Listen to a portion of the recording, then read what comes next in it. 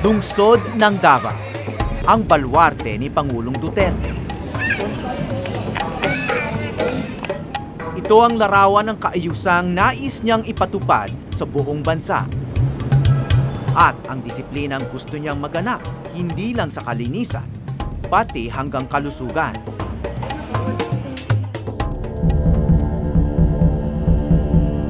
Ngunit tulad ng hamon ng Pangulo kontra droga,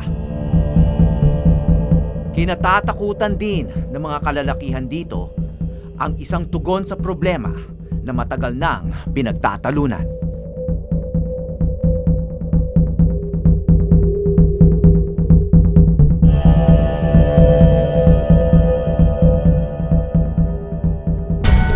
The implementation of the Responsible Parenthood and Reproductive Health Law must be put into full force and effect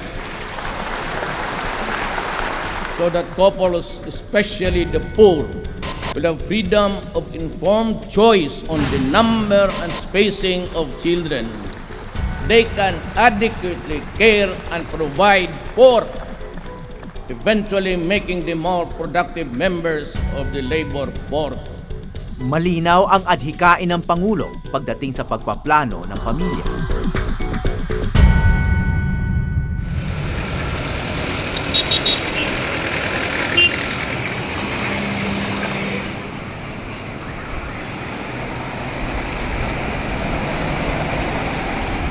Ano kaya ang masasabi rito ng mga kababayan ni Digong sa Barangay Bukana? Ang barangay na may pinakamalaking populasyon sa buong Davao. Okay, mga taga Bukana dito sa Davao City. Ako po si Howie Severino ng Eyewitness. Magka-usap lang tayo tungkol sa yung mga iba't ibang paraan ng family planning, no? Gusto namin, dalawa lang yung anak namin kasi mahirap ang buhay. Walang magandang trabaho na may papakain sa walang... So gusto niyo dalawa lang? Oo. Bihira ba yun dito? Kasi ang kadalasan sa mga Pilipino gusto nila marami. Oo, bihira lang dito sa amin yung maliit lang yung anak. Karamihan marami. Marami. Iba nga dyan may siyam, may 8. Kayo naman, Leo, ilan ang anak niyo? 5. 5. Okay. Ilan ang gusto niyo? 10. Pwede. Okay. 10 kung pwede. So sumusubok pa kayo na magka-10. Oo, pero Hanggang ngayon? nag-control na kami ng asawa ko, nag-pills na lang siya. Eh paano yan? Eh hindi kayo magkakaroon ng 10 kung nagpipil. Sa Pero akin gusto ko, pero sa asawa ko hindi na. Tama na daw niya ng 5. hindi naman kayo nag-aaway. Tungkol Paggabi. dyan. Pero sinong nasusunod? Siyempre ako, kaya ako naghanap ng buhay. Oh, pero siya nagpipil siya. Oh, Pero pinapayagan niya mag-pills. payag. O di siya yung nasusunod. Sa gabi ako. Sa gabi kayo nasusunod. Pero sa hirap ng buhay ngayon, sir, talagang maisipan mo talagang 2 lang o 3 yung anak mo kasi ano na lang ipapakain mo pag wala ng trabaho, walang kita, ano ipapakain mo sa anak mo? Wala na naman mahingi ka sa kapitbahay. Wala naman maibigay ang kapitbahay natin. Kaya ganyan sir, isipan mo na lang na mag-ano na lang ako sir, yung mag-injectable. Eh Leo, yung narinig niyo yun na pag maraming anak, eh, parang mas mahirap pakainin. Kayo sabi niyo gusto niyo 10, no? So iniisip niyo rin ba yun na baka mahirapan kayong magpakain ng 10 anak? Sa taong hindi marunong magkayod, yan, mahirapan. Pero sanay ako sa kayod. Anong trabaho niyo, sir? Ha? Anong pong trabaho? Tricycle driver, basta yung ligid ng yung gulong, pag circle lang, nakayod ako. Yung triangle, hindi na ako nakayod niya. Ang problema niya kung magkasakit kayo, paano yun? Magkasakit, may vitamins sa'yo. Matagal ng debate ang family planning sa Pilipinas. Bawal magkasakit. Inabot ang 12 taon bago na isabatas ang Reproductive Health Act na nag-oobliga sa pamahalaan na magbigay serbisyo at impormasyon sa mamamayan ukol sa family planning. Maaring gumamit ng artificial contraceptives tulad ng pills, intrauterine devices at injectables. Meron din mga permanenteng solusyon ligation sa mga babae o mas kilala bilang pagpapatali. At ang pinaka hindi alam ng marami, ang paraan para sa mga lalaki. So si tingin nyo, kasi ayon sa aming research, no, yung pagsusuri namin, konting lalaki lang yung nagpapabasectomy. Sabi ko sa kanya, mapabasiktomi ka na kaya kasi ako nahihirapan ba sa health ko ba. Sabi niya, ayoko, wag mo akong isali niyan kasi ayoko talaga. Kasi ano yun daw, yun, so lakas daw niya, baka mabawasan yung lakas niya. Hindi nakapagtataka kung bakit sa lahat ng paraan ng family planning, pinakakaunti ang pumipili sa vasectomy.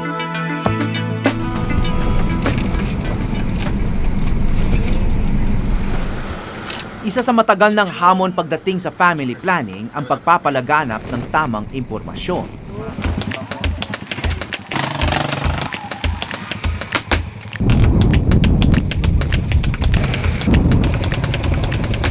Sinuri namin kung paano ito ginagawa sa isa sa pinakamalayong komunidad sa lungsod ng Davao.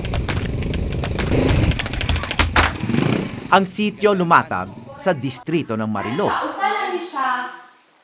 Binubuo ito ng mga katutubong obo-manobo. Pero pag human sa operasyon, sir, ha, kanina putol na siya, yung manti lang ibutang. I-advise ka na mo na duhahan tulo ka adlaw ka nga magpahulay. Pero ang pagpahulay mo, di po ingon nga bedridden na ka. Nakilala ko doon si Jimmy Lubiano, ama ng 2 bata. Sige, ihatag sa inyo. Hi!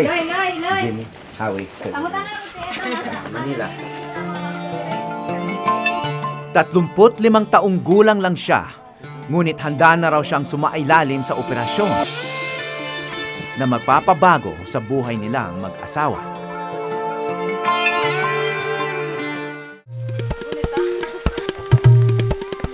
Hindi mo aakalain na nasa loob pa ito ng lungsod ng Davao, ang sitio Lumatag sa distrito ng Marilog. Ang Davao ang siyudad na may pinakamalaking lupain sa Pilipinas.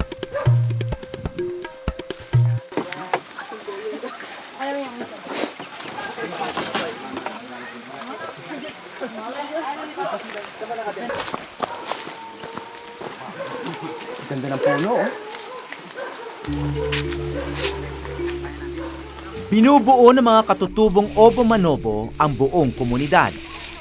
Pagsasaka ang pangunahing kabuhayan dito.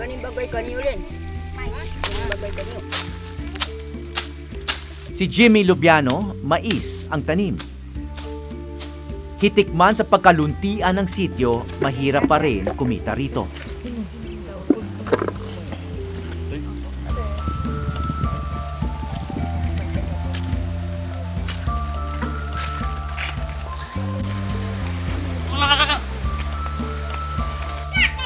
Ngunit ang pagod niya sa sakahan, napapawi sa pag-uwi niya sa kanyang asawang si Manilyn at 2 anak.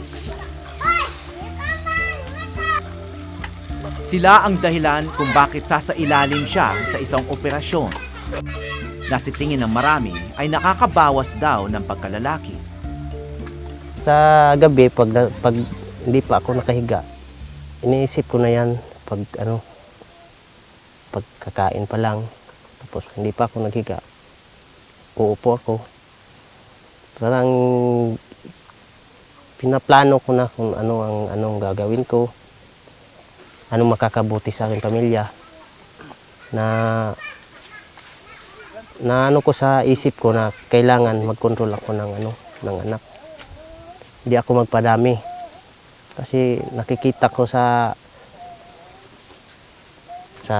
manugang ko, marami sila, magkapatid ng asawa ko.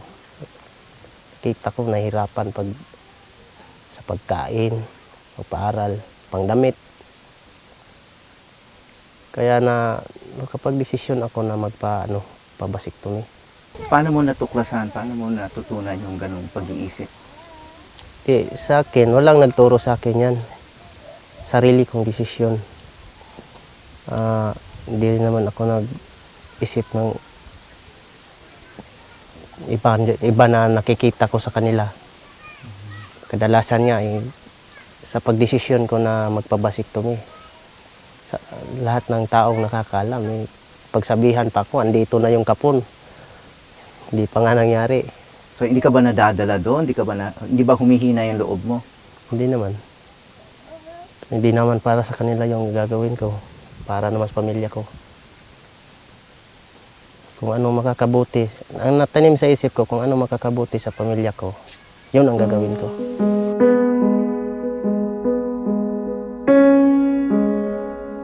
Maraming maling paniniwala sa vasectomy. Ang totoo, isa itong operasyon na magpapahinto sa pagsama ng similya o sperm sa semen o tamod na lumalabas sa pagtatalik. Ano po ang vasectomy base dito sa inyong illustration ng anatomy ng lalaki? This is the testicle. Testicle. Ito yung testicle natin. Dito, ginagawa yung sperm. Yan yung similya. Okay? Yung sperm. Pag mature ng sperm, dadaan dito sa tube na ito. Ito yung tinatawag natin na vas deferens. Itong dalawang tube. Tapos ngayon, yung sperm na ginagawa dito, magmamigrate yan papuntang seminal vesicle. Okay? So, pag magtalik yung mag-asawa or yung babae at lalaki, lalabas na semen o yung tamod, may kasamang sperm. Okay. Tapos ngayon, anong ginagawa sa no-scalpel vasectomy? Etong scrotum, etong skin ng ating bayag. Meron tayong slit dyan na mga 1 cm lang na wound. Okay? And then, we will be looking for these two tube. Itong dalawang tubo na ito, yung vas deferens. And then, pag malocate na siya, tinatalian, and then, kinakat namin. Both sides, left and right yan. Okay? So, yung mga sperm na galing dito sa testicles, hindi na sila makakaabot dito sa seminal vesicle. So, ngayon, kung magtalik yung mag-asawa, yung lalabas is purely semen na lang. Wala na siyang sperm or wala na siyang similya.